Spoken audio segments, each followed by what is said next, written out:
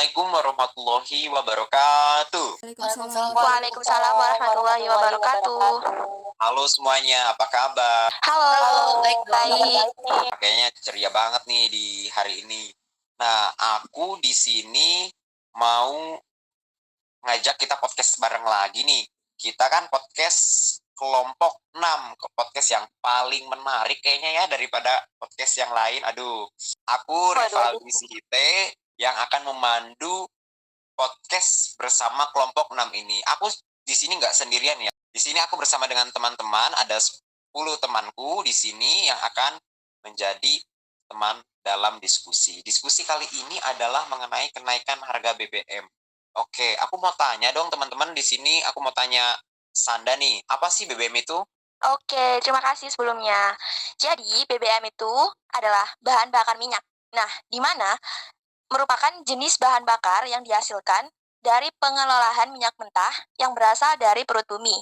Nah, BBM ini tuh merupakan komoditas yang menjadi pemegang faktor penting atau vital dalam semua aktivitas ekonomi kita. Nah, contoh dari BBM sendiri tuh ada seperti Pertalite, Pertamax, Solar, dan sebagainya.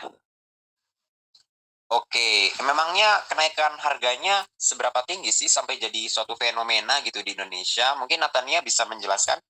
Ya, terkait kenaikan harganya tersendiri ya, menurut aku tuh cukup tinggi ya.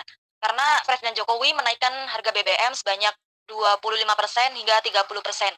Di mana pemerintah juga menetapkan harga Pertalite dari Rp7.650 per liter jadi Rp10.000 per liter. Kemudian ada solar subsidi dari Rp5.150 per liter jadi Rp6.800 per liter.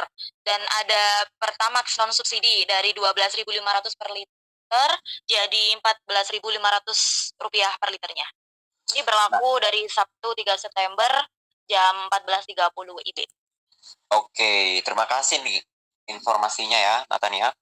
Ternyata kan kenaikan harga BBM ini nggak ada saat ini doang loh. Dari dulu juga udah ada gitu. Tapi saat ini 3 September 2022 kembali lagi naik. Dulu pernah turun, naik lagi. Turun, naik lagi. Ini kan jadi pro kontra ya.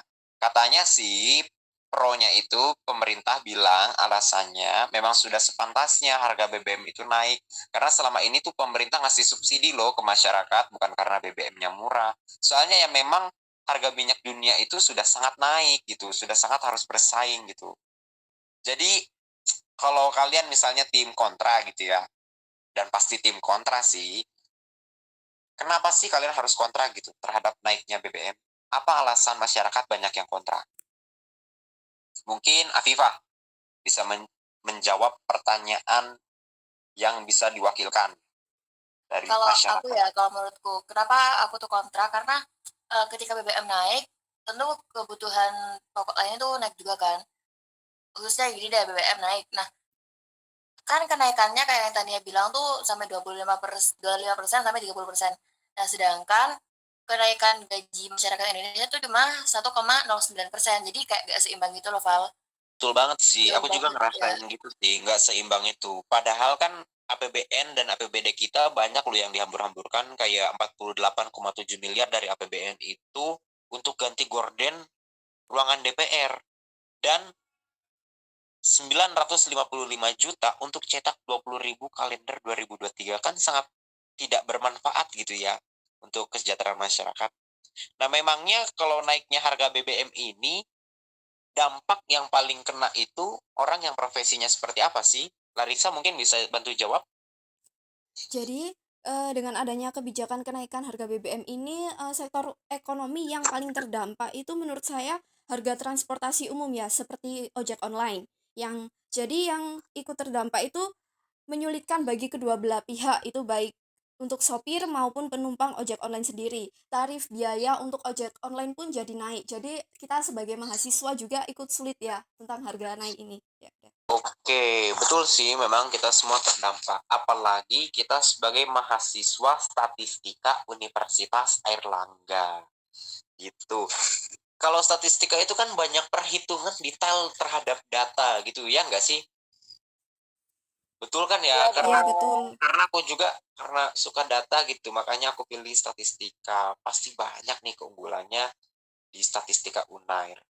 Nah, statistika Unair ya. Kalau kita bahas statistika Unair itu setauku ya prodi yang lebih banyak keunggulannya daripada kekurangannya. Bahkan kekurangannya hampir tidak terlihat gitu. Menurut teman-teman nih di sini, memangnya apa sih alasan kita harus memilih statistika Unair itu? Statistikanya aja dulu deh gitu. Ya dengar-dengar sih karena ada big data itu ya katanya semua perusahaan tuh perlu katanya. Gimana nih menurut Saka? Mungkin saya ingin menjawab. Oke, Eh, Immanuel.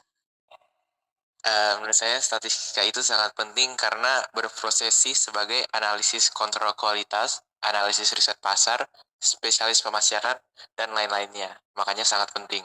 Oke, iya sih, memang itu sangat penting ya, karena orang-orang yang disebutkan tadi itu adalah orang-orang yang sangat berpengaruh di perusahaan. Mungkin teman-teman ada yang bisa jawab gak sih, kalau statistika UNER itu hebatnya apa sih? Kamu tahu gak sih, Kimberly? Atau Saka gitu? Boleh aku mau Oke. jawab dong. Kimberly. Kalau menurut aku statistika Unair itu bagus karena pertama akreditasinya A, terus juga Unair juga masuk top 4 university di Indonesia. Oke, benar banget nih apa yang dikatakan Kimberly. Apalagi kata Kaprodi kita, Pak Set, kata beliau bahwa Universitas Airlangga khususnya statistika itu akan dan sedang mengajukan untuk proses akreditasi tingkat internasional. Oke, aku mau tanya Saka nih. Emangnya penting ya untuk meningkatkan daya saing di statistika UNER ini? Kalau menurut saya itu penting banget itu. Kenapa sih penting? Ya untuk menambah kualitas dari statistika UNER dan menambah Betul sekali. menaikkan ranking agar perusahaan-perusahaan tuh bisa lebih mengambil kesempatan pada para lulusan mahasiswa statistika. Iya, bener banget yang dikatakan Saka. Biar apa kita akreditasi internasional dan memperkuat daya saing kita, ya biar cari kerjanya gampang dan gaji atau penghasilan alumninya itu sangat-sangat apa ya, menjanjikan gitu. Jangan sampai ya kerja posisi tinggi tapi penghasilan ya rendah gitu. Oke, aku mau tanya Josephine nih kali ini. Statistika UNER, apa sih yang kamu impikan di statistika UNER ini? Misalnya mau jadi aktuaris kah? Karena memangnya prospeknya apa sih sampai kayaknya keren banget gitu statistika. Prospek kerja di statistika sendiri itu luas banget ya. Contohnya nih, kalian bisa jadi ASN, terus konsultan, data analis, entrepreneur, terus aktuaris juga bisa loh, teman-teman. Ya keren banget sih dari lowongan kerja, maksudku dari prospek kerjanya ya. Tahu nggak sih kata Kaprodi kita itu alumni kita kan banyak yang konsultan ya, yang keren-keren itu loh. Dan statistika UNER sudah berpengalaman dalam menghasilkan para konsultan yang hebat dan kredibel. Untuk itu apa sih salahnya kita masuk ke statistika UNER? Kayaknya nggak ada salahnya ya. Pilihan yang tepat gitu masuk ke statistika UNER. Benar nggak sih untuk Nadia, menurutmu apa yang kamu dapatkan di statistika UNER ini? Benar banget sih, kita nggak ada salahnya buat masuk di statistika UNER. Karena di sini itu nanti kita nggak hanya, belajar tentang data aja, pengolahan data, tapi kita juga belajar tentang pemrograman dan juga komputasi, yang nantinya itu bakalan sangat dibutuhkan di dunia kerja. Apalagi zaman sekarang itu kan semakin canggih, di mana teknologi berkembang secara cepat banget nih. Nah, di jurusan statistika itu bener-bener ngaruh banget gitu loh, di dunia kerja gitu. Nah ya benar banget yang kata Nadia ya tadi ya, kurikulumnya itu up to date banget gitu. Apalagi dosen-dosennya itu udah S3-nya bukan main-main gitu. Beberapa sudah S3 dan associate profesor. Jadi dari segi SDM juga sudah unggul, dari mutu kurikulum juga sudah unggul, apalagi kegiatan kemahasiswaannya. Pokoknya kita selain belajar, kita juga ya main juga ada, organisasi ada, kayak kompetisi banyak, dan ya lomba-lomba itu menarik deh buat kita coba untuk di statistika UNER. Jadi tunggu apa lagi, kita harus nih wajib banget pokoknya bergabung di statistika UNER untuk berkontribusi agar UNER lebih hebat lagi. Mungkin itu aja podcast dari kelompok 6. Mohon maaf apabila ada salah kata nih ya guys. Dan kami pamit undur diri. Aku Rivaldi bersama dengan 9 teman-temanku dan 10 bersama aku. Pamit undur diri, sampai jumpa di lain waktu di podcast selanjutnya ya guys. See you.